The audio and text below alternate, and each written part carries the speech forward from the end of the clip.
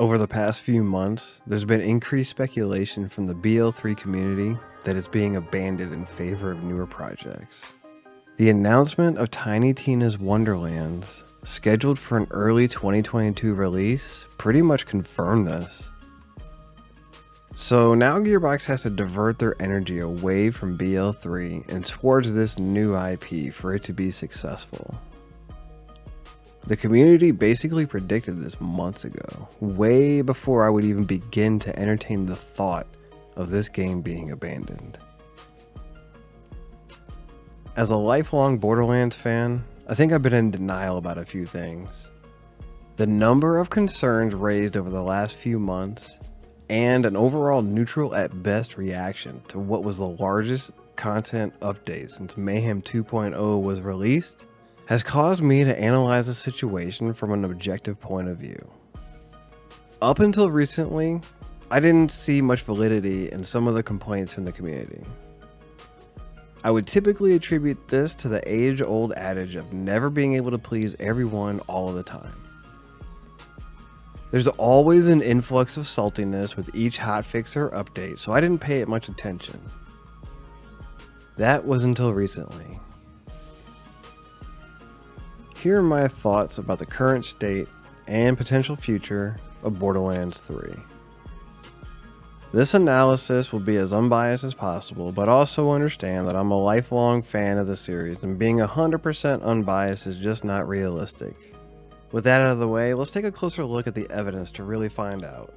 Is this the end for Borderlands 3?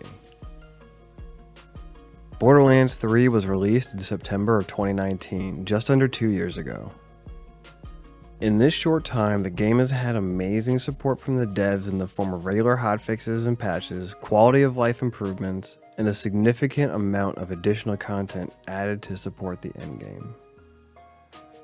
Many changes were direct results of player feedback and popular content creators making videos highlighting potential meta builds and broken interactions. The devs have always welcomed this input and use it to shape the game into what the community wants, for the most part. There's just one problem with this approach. Borderlands 3 is massive, not just in world size or the story scope, but in technical depth as well. This game seems nearly impossible to support long term as is. But if dev resources are shifted away from BL3, long-term support will be nearly impossible. An example of the game's complexity might go as follows. Say a weapon can roll with 3 possible sights, grips, and stocks. That alone will give you 27 possible versions of the same weapon. Some weapons have up to 12 slots available for parts. Most of those with more than 3 possible variations. This does not even factor in possible anoints that can roll on the weapon. Honestly, it's a miracle this game works at all if you think about just how complex it can get. It's unrealistic to think a game like this could work flawlessly throughout its entire life cycle. And then there was the release of DLC 6. Specifically, I couldn't get past the idea of having daily challenges added to the game. While this sounds innocent enough on the surface, this is a gimmick I would expect to see from free-to-play mobile game.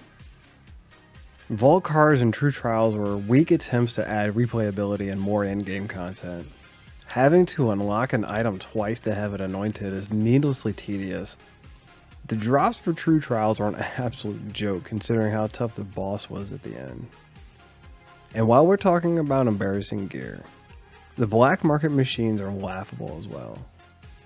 No, Maurice, I can't get hyped about 9 Bearcats and a Hex Grenade. Sorry about that.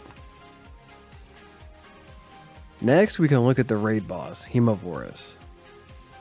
After essentially having the door on Ascension Bluff talked up to near godlike status for the past year, this raid boss ended up being about as fun as trying to get my printer margins set properly. Boring and tedious come to mind. It even took forever just to get to the arena once you got through the stupid door. And you couldn't even see shit for half the fight. What a letdown. What really sealed the deal, though, and prompted this rant disguised as unbiased analysis, was the massive update at the end of June 2021. The kitchen sink of content was thrown at us, and I savored every second of it. I won't lie, my eyes got a little watered up slightly when I read about the events becoming permanent. Then we were hit with a level cap increase completely out of nowhere, and crossplay was activated. Holy shit. They are trying to stretch this game out long enough to get Wonderlands off the ground, which brings me nicely to my next point. Wonderlands. This is a spin-off game with a few Borderlands characters and is scheduled to be released early 2022. The devs have faced significant challenges over the last year or so, and the thought of sharing talent between such a new IP and an older but already established one, this doesn't seem like it would make much sense. This just happened to be the same week that Amazon had its yearly garage sale, aka Prime Day, and it got me to thinking, is Gearbox also cleaning out its garage to get ready for a new project? Why else would they give away so much content at once? I think they're trying to stretch the game out long enough to get Wonderlands off the ground, which brings me nicely to my next point. If Wonderlands can succeed, it's going to require the most dev time, even if they are able to share some assets between the two IPs. Anyways, I tell you that to tell you this. Wonderlands is going to be a test. If it succeeds, the Gearbox will have a significant return on the time and money invested, since some of the assets are already exist in previous work, and ideas that couldn't make it into Borderlands. So no, BL3 isn't dying anytime soon. I think the unending comparisons to BL2 haven't helped this game though. And it's truly never been loved like BL2 still is to this day. When I first played BL3, I immediately thought it was a more refined and fleshed out version of BL2. It felt like BL 2.5. It was more than I expected, and the fact that the game's new mechanics like mantling and sliding were implemented perfectly on their first iteration was such a great experience. Ultimately, the community is going to decide the fate of BL3. The dev teams are putting out great content and providing excellent support, but it's never going to be enough to appeal to all players.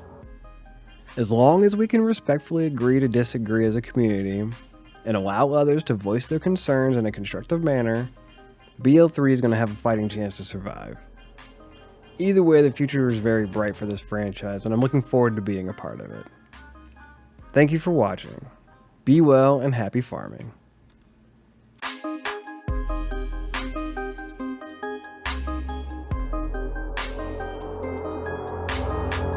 Alright. A Vault Hunter can have up to 4 skill trees, each one consisting of at least a dozen attributes they can apply.